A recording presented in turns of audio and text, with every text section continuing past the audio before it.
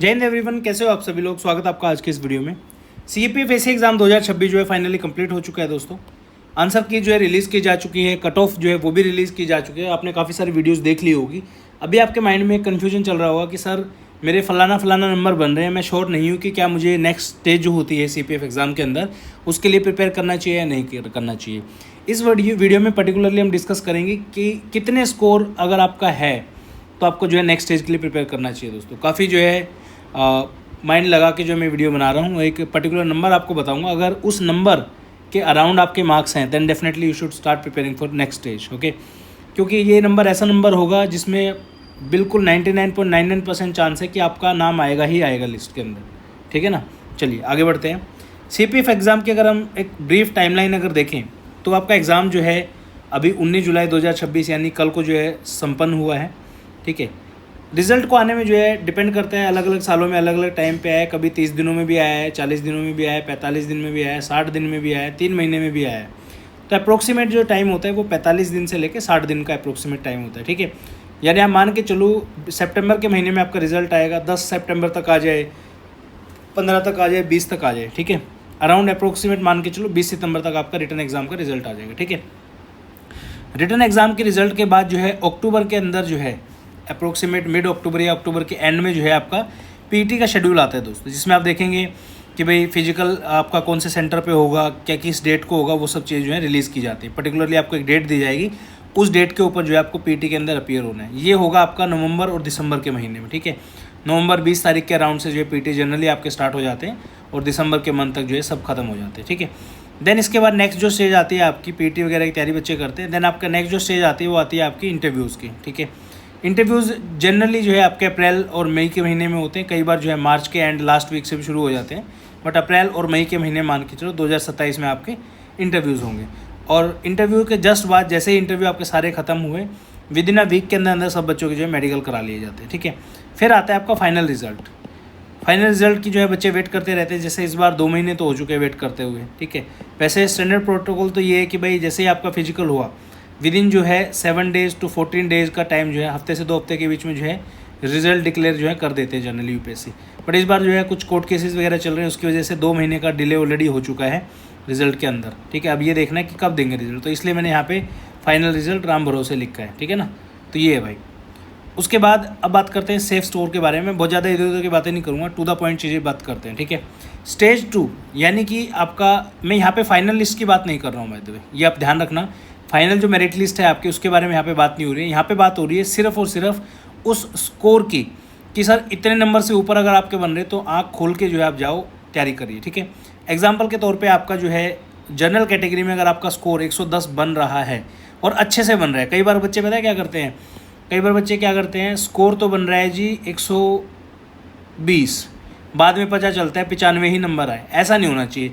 हमने जो cut off डाली है, कट ऑफ कह रहा हूँ, हमने जो आंसर की डाली स्टडी फंडा ने, अगर आपने चेक नहीं की है वो जाके एक बार अच्छे से चेक कर लो। बहुत ही टाइम लगा के बहुत ही परफेक्ट वे में जो उसको रेडी किया है। बाकी इंस्टीट्यूट ने तो आदम तो कॉपी करके डाली होगी आंसर की, ठीक है।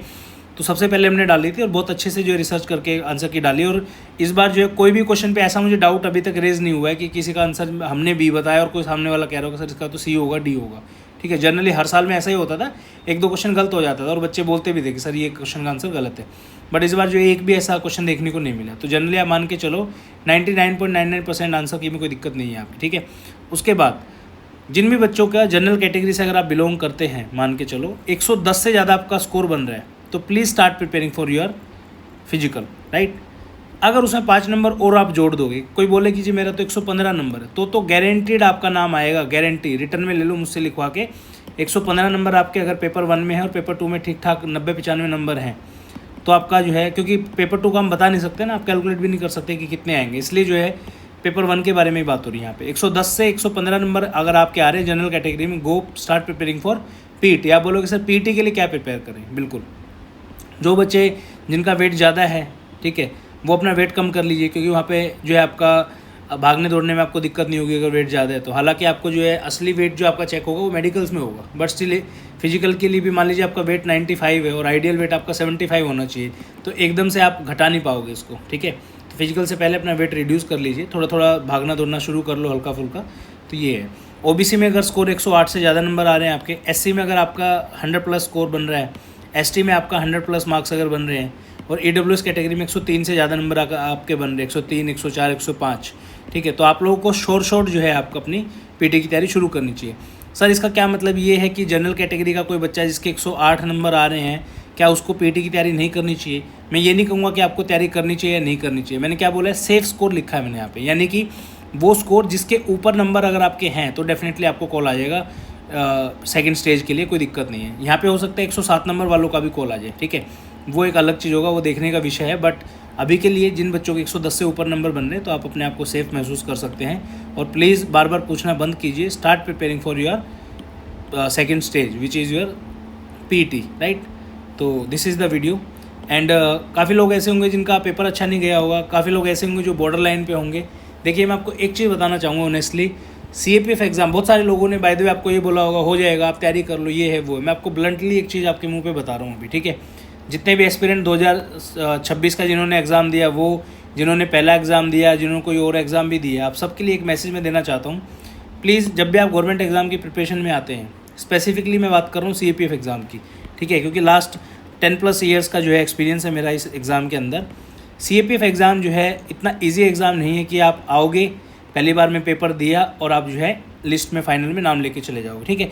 इम्पॉसिबल कुछ नहीं है। देखो मैं अगेन कह रहा हूँ, इम्पॉसिबल कुछ नहीं है। बहुत बच्चे हैं जो फर्स्ट टाइम में जो है इस एग्ज़ाम को जो है क्लियर कर लेते हैं, लेकिन जनरली अगर आप देखेंगे इस एग्ज़ाम को क्वालिफाई जो करते हैं बच्चे, मेजोरिटी ऑफ द स्टूडेंट, या तो वो सीएससी एस्पिरेंट हैं या वो सीएपीएफ के ही रिपीटेड एस्पिरेंट हैं। मेरे खुद के बच्चों की बात बता रहा हूँ आपको।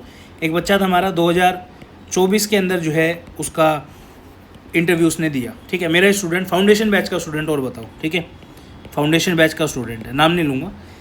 इस बच्चे ने 2024 का इंटरव्यू दिया, सब कुछ दिया, मेरिट आउट हुआ 7 नंबर से, ठीक है। 2025 में रिटर्न एग्जाम भी क्वालिफाई नहीं हुआ, 2026 अब दोबारा लिखा है, ठीक है। अभी कल बोल रहा था कि सर पेपर अच्छा हुआ इस बार, मैं चलो बढ़िया है, ठीक है। तो ये प्रोसेस भी होता है। एक साल आपका फाइनल लिस्ट में आने के आप वेट कर रहे होते हो, देन नेक्स्ट ईयर आपका एग्जाम भी क्वालिफाई नहीं होता है और नेक्स्ट ईयर फिर आप दोबारा पेपर दे रहे होते हो, समझ रहे हो, ये प्रोसेस का पार्ट है। तो जितने भी एस्पिरेंट हैं सिंसियरली प्रिपेयर कर रहे हैं, please give this exam a little bit of time. ऐसा नहीं है कि आपका बहुत ज़्यादा ज़िंदगी पूरी ले लेगा ये एग्ज़ाम। सीएससी में तो अटैम्प्ट्स वगैरह बहुत होते हैं, यहाँ पे अटैम्प्ट आपके लिमिटेड है, जनरल वालों के लिए तो 25 तक ही है, राइट। तो इस एग्ज़ाम को टाइम दो। अगर आपने इस एग्ज़ाम को अभी एक अटैम्प्ट दिया है तो अभी बीच में मेरे हिसाब से आपको छोड़ के जाना नहीं चाहिए। रीज़न मीन आप फिर किसी और चीज़ की तैयारी करोगे।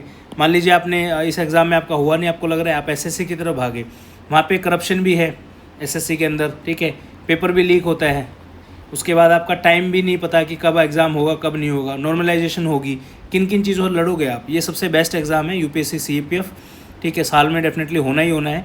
वो बात अलग है, थोड़ा रिजल्ट आगे पीछे हो जाता है, कोई दिक्कत नहीं है, ठीक है। तो प्लीज़ पर्टिकुलरली इस एग्ज़ाम को जो है टाइम दो। और जिन बच्चों का मार्क्स कम बन रहे हैं, जो स्कोर मैंने यहाँ लिखा है इससे कम बन रहे हैं, तो आप ज़्यादा दिल पे मत लीजिए इसको, क्योंकि देखिए बुरा लगेगा आपको, 1 दिन 2 दिन हफ्ता 10 दिन आपको बुरा लगेगा, बट आपको वापस जो है अपनी जर्नी स्टार्ट करनी है 2027 के लिए, ठीक है। 2027 के लिए प्रिपेयर करना स्टार्ट करिए। आपको पता चल गया होगा किन किन एरियाज़ में आप वीक हैं। और देखिए एग्ज़ाम में आप कोई भी पेपर उठा के देखेंगे, इवन लास्ट ईयर का जो सबसे हार्डेस्ट पेपर माना जाता है ना, कुछ पोर्शन ऐसा होता है जो आपको करना ही करना पड़ेगा। अब जैसे ज्योग्राफी का आज मैंने वीडियो डाला, विश्वास नहीं करेंगे 15 क्वेश्चन में से सिर्फ और सिर्फ 2 क्वेश्चन एनसीईआरटी से डायरेक्ट थे। तो बच्चे पूछने लगे कि सर क्या एनसीईआरटी छोड़ दे क्या? नहीं बच्चों, एनसीईआरटी बिल्कुल नहीं छोड़नी, क्योंकि चेंजेस आपको देखने को मिलेंगे ही मिलेंगे, बट दैट डजंट मीन कि आप जो अपने बेसिक रिसोर्सेज जो हैं वो चेंज कर दें। मैं हमेशा से बोलता था, इस ईयर भी मैंने आपको बोला था, आपने वीडियोस अगर मेरी देखी हैं तो, कि पॉलिटी का जो आपका पेपर था उसमें जो है लास्ट ईयर 6 क्वेश्चन ही पूछे थे, उससे पहले 7 क्वेश्चन पूछे थे, उससे पहले 9 क्वेश्चन पूछे थे, जबकि पॉलिटी का स्टैंडर्ड जो है 15 से 17 क्वेश्चन का होता था। तो मैंने बोला था कि भाई पॉलिटी का जो है वेटेज बढ़ेगा, क्योंकि यूपीएससी अपने वाली पे वापस आएगा, जो स्टैंडर्ड जो है क्वेश्चन आते हैं एग्जाम में, ठीक है। तो वो हो गया इस बार। तो वही है, स्टैंडर्ड सोर्सेज के ऊपर रिलाई करो, उनको पढ़ो अच्छे से, मल्टीपल टाइम रिवाइज करो, और बेसिक से जो है वो मत भटकिए, क्योंकि बेसिक अगर आपके क्लियर होंगे देन डेफिनेटली आपको एग्जाम क्वालिफाई करने से कोई नहीं रोक सकता, ठीक है। अगर आप 2027 के लिए प्रिपेयर करना चाहते हैं तो सीपीएफ का स्टडी फंडा का ऑनलाइन फाउंडेशन बैच 1 जो है वो स्टार्ट हो रहा है 1 अगस्त से। इस बैच को आप ज्वाइन कर सकते हो। अभी जो है 10% का एक्सक्लूसिव डिस्काउंट आपके लिए चल रहा है। तो 17,999 रुपीज़ आपकी फ़ीस रहेगी, जिसमें ये सारा स्टडी मटेरियल इंक्लूडेड रहेगा। हमारी जो नई मैपिंग बुक है वो भी आएगी आपकी इसमें। उसके बाद पेपर 1 की रिकॉर्डेड क्लासेस हैं, पेपर 2 की लाइव क्लासेस होंगी, सारा कंप्लीट जो है कोर्स आपको देखने को मिलेगा ये। तो इस कोर्स को ज्वाइन करने के लिए व्हाट्सअप आप हमें कर सकते हैं 8743 905050 के ऊपर। सो इस वीडियो में इतना ही, मिलते हैं नेक्स्ट वीडियो में, तब तक के लिए बहुत बहुत धन्यवाद। हैव अ गुड डे, जय हिंद, वंदे मातरम।